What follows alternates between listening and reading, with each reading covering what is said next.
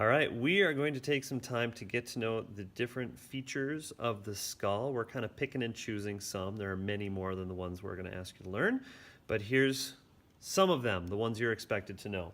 So to start off, we're going to flip the skull upside down, and I want to draw your attention to these two bumpy knobs right here.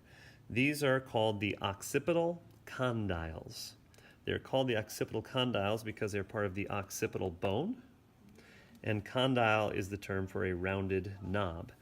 These are the knobs that attach to the first vertebra called the atlas, and they just kind of attach to that vertebrae right there. So occipital condyles. Next, we have this giant hole. A foramen is a hole. This is a big hole, so we call it foramen magnum, big hole. And as you probably could guess, that hole is there so that the spinal cord can pass through it.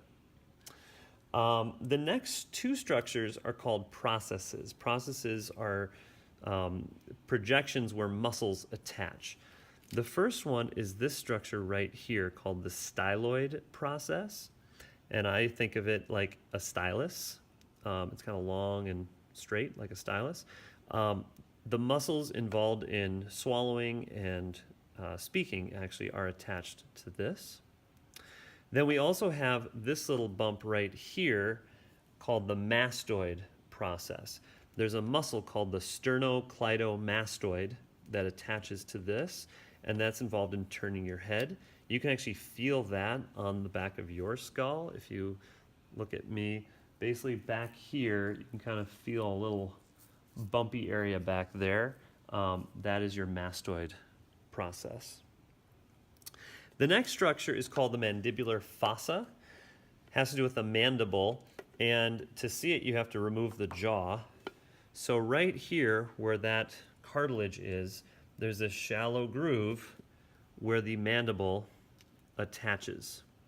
That shallow groove right there is called the mandibular fossa. The next structure is the external auditory meatus.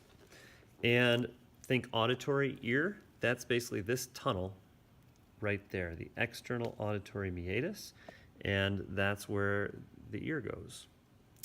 The final two structures are called the sinuses. And you have a sinus, the frontal sinus is kind of right in here.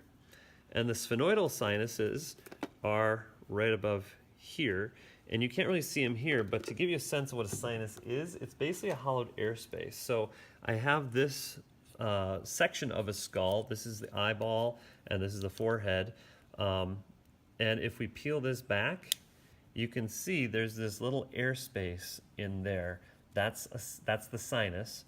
And there's one, again, in the frontal bone right here, if you look at this structure, and then right below the eyes. And if you've ever gotten a sinus infection, that basically means these become filled with mucus and pus and infected yummy goodness.